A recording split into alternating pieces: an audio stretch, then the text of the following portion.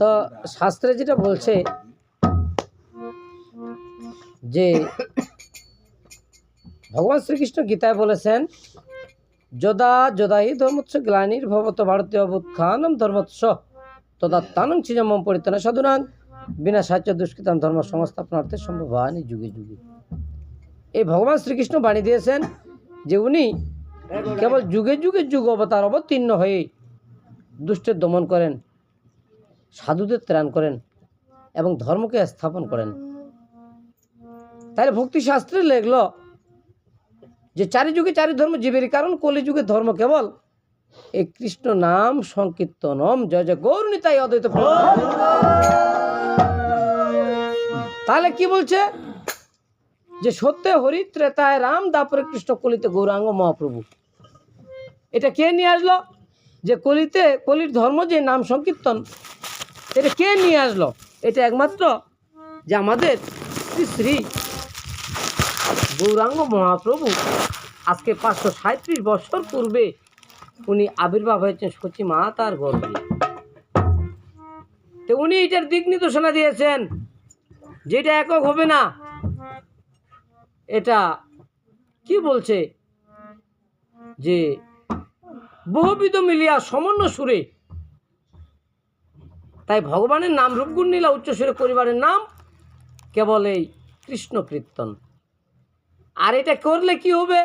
শাস্ত্রে বলছে চেত দর্পণ মার্জনাং ভবমদাবাগ্নি নির্বাপণং সরক করিব চন্দ্রিকা বিতরণম বিদ্যা বধু জীবনম পূর্ণামৃত আস্বাদনম প্রতিসম্পন্ন বিজয়তে শ্রীকৃষ্ণ চৈতন্য সংকীর্তনম।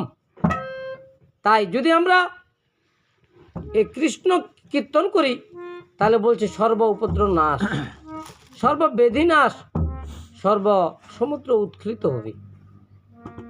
তো এটা শ্রী শ্রী গৌরাঙ্গ মহাপ্রভু নিত্যানন্দ প্রভুকে বলছেন যে এই নাম কিভাবে মানুষ করবে। এটা একমাত্র প্রচার এই আমাদের শ্রী শ্রী একমাত্র নিত্যানন্দ প্রভু করল। যে কিভাবে সাথে পাশে মিলে সবে দাঁড়াতে বসিয়া কীর্তন করবে, সবে হাতে তালি দিয়া। তাই ভগবানের নামরূপ গুণ নীলা উচ্চস্বরে পরিবারের নাম কেবল এই কৃষ্ণ কীর্তন। তাই এখানে সর্ব উপদ্রব নাশ, সর্ববেদী নাশ, সর্বসমুদ্র উৎক্ষিপ্ত। তাই এখানে বলছে যে কেবল যে হরে নাম হরে নাম হরে নামই বা কেবলম কলৌ নাস্তব নাস্তব গতির অন্যথা। কলিতে এ মানুষ এ হরি নাম ছাড়া জীবের গতি হবে না। ও পাইয়া প্রভুর আজ্ঞা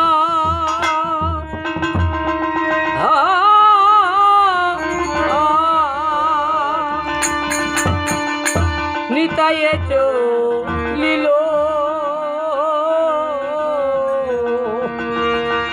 হরিদাসকে সঙ্গে লইয়া নগরে বেড়াইল। পাইয়া প্রভু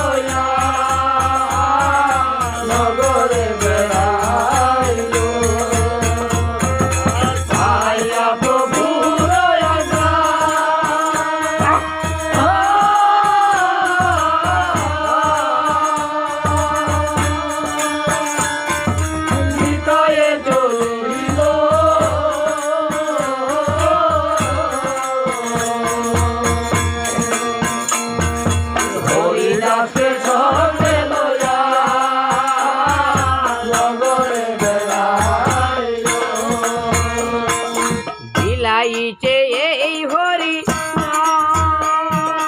হরি হরি হরি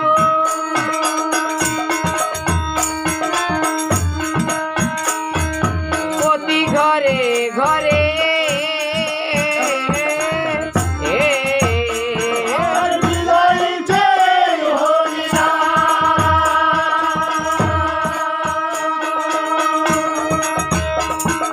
প্রতি ঘরে ঘরে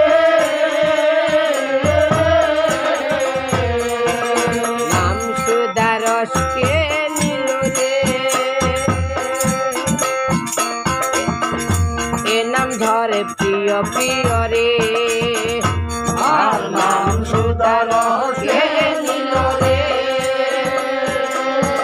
সে নাম ধন প্রিয় প্রিয় রে তাই কেঁদে কেঁদে নগরবাসীকে বলেছিলেন যে হে নগরবাসী, তাই তোরা কেবল এই হরি নাম লও, কেবল যে হরি নাম সারা জীবের গতি নাই, গতি নাই, গতি নাই। তো এটা কিভাবে?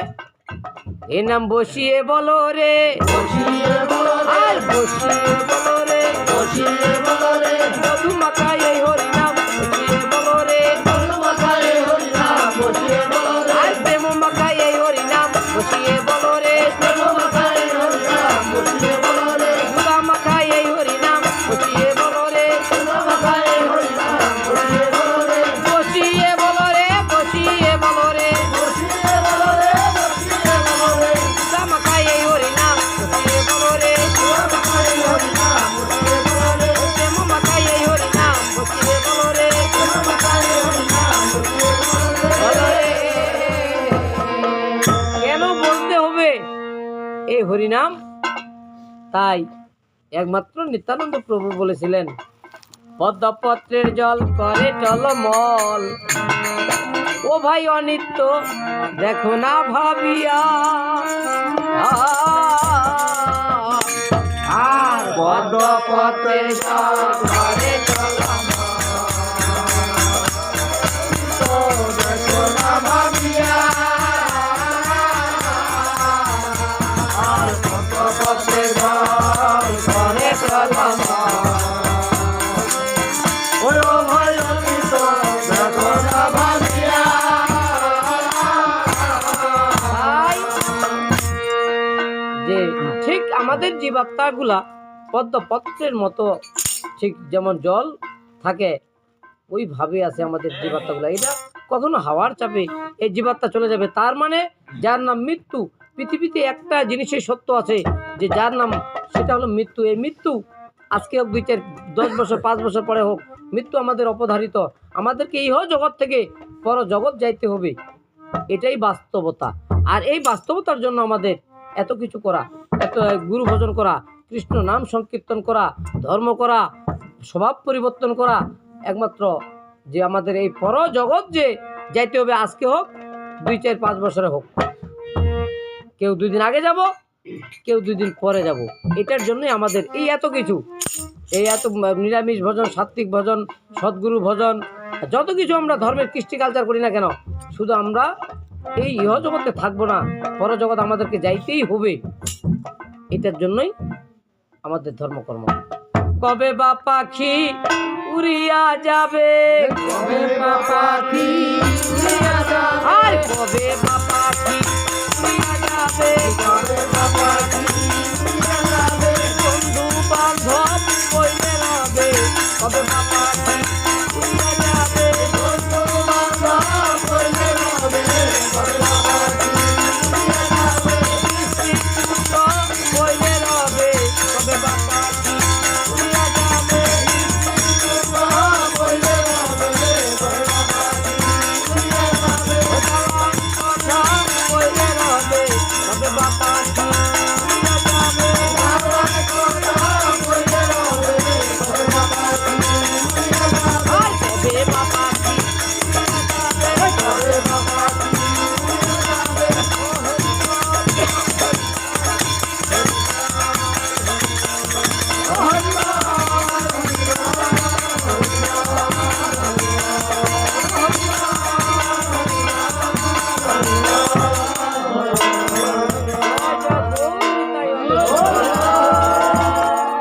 তাই একমাত্র আমাদের ঠিক একজন সদ্গুরুর প্রয়োজন। এই সদ্গুরুর দিক নির্দেশনা অনুযায়ী যে চলতে হবে আমাদেরকে। তাই সদ্গুরু কেমন? শাস্ত্রে তার দিক নির্দেশনা দিয়েছেন যে সদ্গুরু যিনি কৃষ্ণ তত্ত্ববেত্তা, তিনি কেবল গুরু পদবাচ্য। আর এই জন্য আমাদের যে সদ্গুরুর ভজনা করতে হবে। বারবারই শাস্ত্রে বলা আছে, অর্জুনকে গীতাও বলেছেন যে অর্জুন তুমি কেবল সদ্গুরু শরণাগত হও। তাহলে কেন? গুরু আগে ধরো রে ভাই, স্থির কর মন, এই গুরু আগে ধরো রে ভাই, স্থির কর মন। বৃন্দাবন।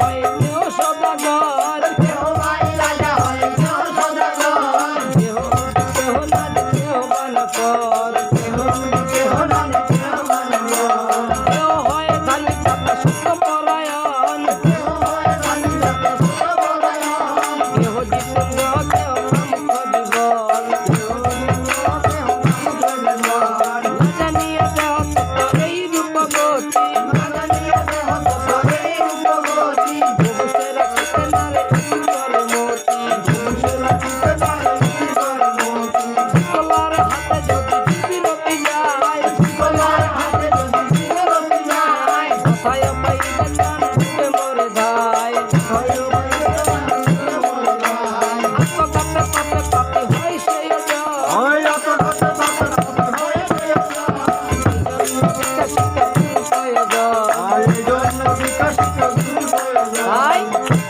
আমরা সদা সর্বদা আত্মঘাতের মধ্যে সদা সর্বদা এই জীবাত্মাকে নিজেই হরণ করতেছি। তাই এটাকে একমাত্র রক্ষা করিতে পারে কেবল গুরু। এই জন্য তার একটু দৃষ্টান্ত দিয়েছে শাস্ত্রে, যে গুরু কৃষ্ণ বা শাস্ত্রের প্রমাণে গুরুরূপে কৃষ্ণ কৃপা করে ভক্তগণে, শিক্ষা গুরুকে তো জানি কৃষ্ণের স্বরূপ, অন্তর্যামী ভক্ত শ্রেষ্ঠ এই দুইটা রূপ, জীবের সাক্ষাৎ নাই গুরু চৈত্য রূপে, শিক্ষা গুরু হন কৃষ্ণ মহান্ত স্বরূপে। তাই উদ্ধবকে বলেছিল যে গুরুদেব, হে উদ্ধব, এই গুরুদেবকে কেবল আমার প্রতিনিধি বলে জানবে, তাকে মানুষ জ্ঞানে তাচ্ছিল্যভাবে কখনো অবজ্ঞা প্রদর্শন করিবে না। জয় জয় গৌর নিতাই অদ্বৈত।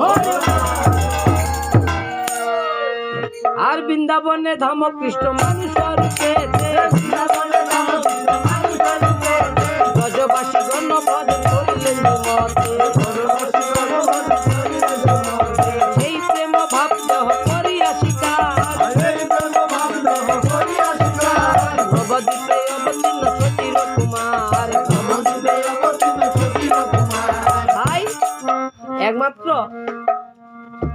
কি বলছে, নবদ্বীপে অবতীর্ণ সচির কুমার, যার নাম শ্রী শ্রী গৌরাঙ্গ মহাপ্রভু। তাই বলছে বৃন্দাবনে ধামকৃষ্ণ মানুষ রূপেতে ব্রজবাসী জন ভজন করিলেন যে মতে, সেই প্রেম ভাব দেহে করিয়া শিকার। তাই নবদ্বীপে অবতীর্ণ সচির কুমার। তাই একমাত্র এই কলির জীব নিস্তারিতে আমাদের শ্রী শ্রী গৌরাঙ্গ মহাপ্রভু, উনি আজকে 537 বছর পূর্বে সচী মা তার গর্ভে উনি আবির্ভাব হইলেন। তাই উনি কি বলছেন, আপনি চরে ভক্তি ভক্তারে শিখাইল, এই আপনিয়া চরে বলি ভক্তরে শিখাইল, সেই প্রেম ভক্তগণে সবে বিলাইল, এই প্রেম ভগবানে সবে বিলাইল, আর বিচার করিয়া শ্রী গোস্বামীর গণ, এই বিচার করিয়া শ্রী গোস্বামীর গণ, গুরু মান্য করি কর শ্রীকৃষ্ণ ভজন। গুরুমন্য করি কর কৃষ্ণ ভজন, তাই উনি দৃষ্টান্তর দিয়েছেন শাস্ত্রে, যে শ্রীরূপ সনাতন ভট্ট রঘুনাথ, শ্রীজীব গোপাল ভট্ট দাস রঘুনাথ, এই 6 শিক্ষা গুরু যে আমার, তা সবার চরণে কোটি প্রণতি আমার। এরাই কেবল কলির প্রথম শিক্ষা গুরু হিসাবে মহাপ্রভু এদেরকে আখ্যায়িত করলেন। তাই বিচার করে শ্রী গোস্বামী রকম গুরু মান্য করি করো শ্রীকৃষ্ণ ভজন। এই গুরু কেবল আমাদের এই 6 গোস্বামীর সিলসিলায় যে আজকে একমাত্র চৈতন্যের কৃষ্টি কালচার নিয়ে আছে, তিনি কেবল কলির সদ্গুরু। তাই যিনি কৃষ্ণ তত্ত্ববেত্তা, তিনি গুরুর পদবাচ্য। তাই কৃষ্ণ তত্ত্ব কি, ব্রজের নন্দন যে সচির সুত হইল না, সেই বলরাম হইলেন নিতাই। তাই একমাত্র এই কৃষ্ণ চন্দ্র ভগবান আমাদের পরিপূর্ণ, যিনি আজকে 537 বছর পূর্বে আবির্ভাব হয়েছেন সচী মাতার গর্ভে, উনি পূর্ণ ভগবান হিসেবেই আখ্যায়িত শাস্ত্রে প্রমাণ করে দিয়েছে। কিভাবে দিয়েছেন, ব্রহ্মার একদিনে তো হয় একবার অবতীর্ণ হইয়া করে প্রকট বিহার, সত্য ত্রেতা দাপর কলি 4 যুগ জানি, 4 যুগ এক দিব্য যুগ মানি, 71 দিব্য যুগ এক মনন্তর, 14 মনন্তর ব্রহ্ম দিবস ভিতর, অষ্টাবিংশ চতুর্যুগ দাপরের শেষে ব্রজের সহিতে কৃষ্ণ প্রকাশ। তাই উনি ব্রহ্মার একদিনে উনি আবির্ভাব হলেন। এর মধ্যে 432 কোটি বছর ব্রহ্মার একটা মাত্র দিন, আর 864 বছরে ব্রহ্মার দিবারাত্রি। তাই এই ব্রহ্মার একদিনতে ব্রজের কৃষ্ণ আবির্ভাব হইলেন সচী মাতার গর্ভে। কিভাবে হইলেন, যে নারায়ণ চতুর্ভ মৎস্যাদি অবতার যুগ মনন্তর অবতার যত আছে আর সবই আসে কৃষ্ণকে হইল অবতীর্ণ, ঐসি অবতার কৃষ্ণ ভগবান পূর্ণ। কিভাবে পূর্ণ হইলেন, যে দাস্যশোক পিতামাতা কান্তাগণ লইয়া ব্রজে ক্রিয়া করে কৃষ্ণ প্রেমাশ্চ হইয়া যথেচ্ছ বিহারী হরি করে অন্তর্ধ্যান করে মনে করে অনুমান চিরকাল নাই করে প্রেম ভক্তি দান ভক্তি বিনা জগতের নাহি অবস্থান। তাই উনি চিন্তাধারা করে দেখলো যে ব্রহ্মার যখন একদিন হয়ে গেছে যে আমি এই ভক্তিখানা কোনো যুগে কোনো কালে অর্পণ করিনি, তাই কলিহত জীবের দুর্দশা দেখিয়া আমাকে নিজেই যাইতে হবে। এটা কিভাবে প্রমাণ পাবো? শাস্ত্রে লিপিবদ্ধ করেছেন অনার্পিত চরিত্রাজ করুণা অবতীর্ণ কলৌ সমর্পিত মুন্নত জলরসং সভক্তি শ্রেয়ম হরিপুরট সুন্দর দুতিকদম সন্দীপিত সদা হৃদয় কুন্দের স্ফুরিতব সচির নন্দন। তাই যে ভক্তিখানা কোনো যুগে কোনো কালে অর্পণ করেনি তাহলে কিভাবে? অতএব বিষ্ণু তখন কৃষ্ণের শরীরে বিষ্ণু দ্বারে কৃষ্ণ করে অসুর সংহারে আনুষাঙ্গিক কর্ম অসুর মারণ যে লাগি অবতার করিতার মূল কারণ প্রেম রস নির্যাস করিতে আস্বাদন রাগ মার্গ ভক্তি লোকে করিতে প্রচারণ। কলিতে কেবল রাগ মার্গ। তাই রাগ ভক্তি বিধি ভক্তি দ্বৈত স্বরূপ স্বয়ং ভগবানের প্রকাশ দুরূপ। রাগ ভক্তি স্বয়ং ভগবান পায় বৈদিক ভক্তি পাশ্চাত্য বৈকুণ্ঠতে যায়। জয় জয় গৌর নিতাই।